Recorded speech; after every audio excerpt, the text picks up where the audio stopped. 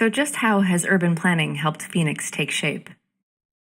Edward Bennett developed the first plan for Phoenix in 1921, and the Phoenix Planning Department was formed in 1946. After World War II, Phoenix began to experience a tremendous amount of growth.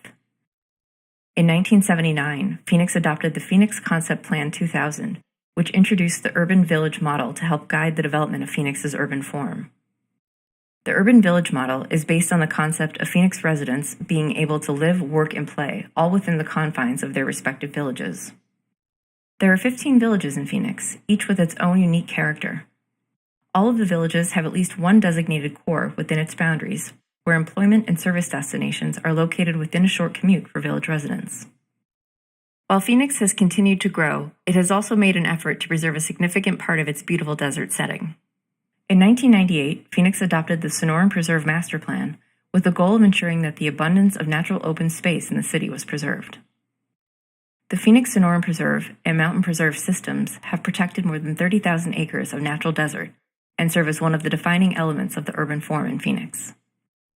In addition to its beautiful desert setting, Phoenix has also made a concerted effort to preserve its history and culture. Over the last several decades, Phoenix has designated dozens of neighborhoods with a historic preservation overlay that helps preserve their unique architecture and character. There are 35 residential historic districts in Phoenix.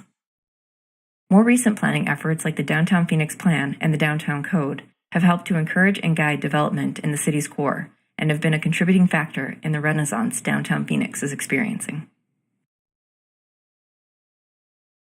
Want to learn more about planning in Phoenix? Please visit our website at phoenix.gov/PDD.